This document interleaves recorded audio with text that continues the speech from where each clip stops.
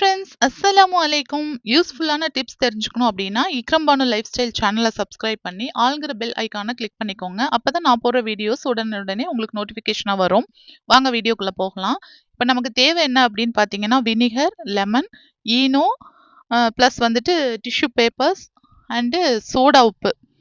இதெல்லாம் எதுக்காக அப்படின்னா, இந்த குக்கர் பாருங்க கீழே எவ்வளோ பிளாக்கா இருக்கு அப்படின்னு சொல்லிட்டு, இதை தான் நம்ம வந்து நீட்டா வாஷ் பண்ணி ஒயிட்டா மாத்த போறோம். இப்போ வந்துட்டு பேக்கிங் சோடாவையும், ஈனோவையும் ஃபர்ஸ்ட்டு நல்லா கொட்டி விட்டுர்றேன். அதுக்கப்புறம் அதுக்கு மேல வந்து லெமன் ஜூஸ் நல்லா புழிஞ்சு விட்டுக்கிறேன். அதுக்கப்புறமா டிஷ்யூ பேப்பர் ஆப்ஷன் தான், நம்மகிட்ட இருந்தா யூஸ் பண்ணலாம். டிஷ்யூ பேப்பர் எதுக்காக அப்படின்னா, நம்ம ஊத்துற அந்த வினிகர் இதெல்லாம் வந்துட்டு அதில நல்லா ஸ்ப்ரெட் ஆகுறதுக்கு யூஸ் ஆகும். இருந்தா யூஸ் பண்ணுங்க, இல்லாட்டி ஸ்கிப் பண்ணிக்கோங்க. டிஷ்யூ பேப்பர் மேல போட்டுட்டு, அது மேல வந்து வினிகர் ஊத்துறேன். ஊத்தி நல்லா ஒரு 1/4 மணி நேரம் ஊற வச்சீங்க அப்டின்னா, இன்னுமே பெஸ்ட் ரிசல்ட் இருக்கும். எனக்கு வந்து டைம் இல்லாதனால நான் வந்துட்டு உடனே வாஷ் பண்ற மாதிரி இருக்கு. இப்ப இத வந்து நல்லா அது மேல தேய்ச்சு விட்டுக்கலாம். தேய்ச்சு விட்டு ஒரு ஸ்க்ரப்பர் எடுத்துட்டு நல்லா வந்துட்டு வாஷ் பண்ணும்போது, நல்லா தேய்ச்சு விடும்போது பாருங்க, எவ்ளோ அந்த பிளாக்லாம் எடுத்திருக்கு, ரிமூவ் பண்ணியிருக்கு அப்டின்ட்டு உங்களுக்கே தெரியும். இன்னுமே ஊற வச்சு வாஷ் பண்ணும்போது, இன்னுமே சூப்பர் ரிசல்ட் இருக்கும். கண்டிப்பா ட்ரை பண்ணி பாருங்க. அதுக்கப்புறம் இது வந்துட்டு பிரியாணி இல.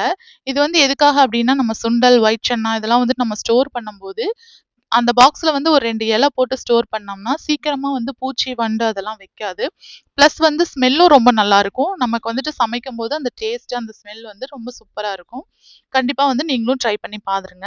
அப்புறம் எல்லாருக்குமே அயர்ன் கன்டென்ட் வந்து ரொம்ப உடம்புக்கு தேவைப்படுது. அத வந்துட்டு நம்ம வந்து முருங்க பொடி அப்படியே சாப்பிட மாட்டோம். ஸோ தோசை வார்க்கும்போது கொஞ்சம் முருங்க பொடி கலந்து, நம்ம வந்துட்டு இரும்பு சட்டியில தோசை வார்க்கும்போது நமக்கு கொஞ்சம் அயர்ன் சத்து கிடைக்கும்.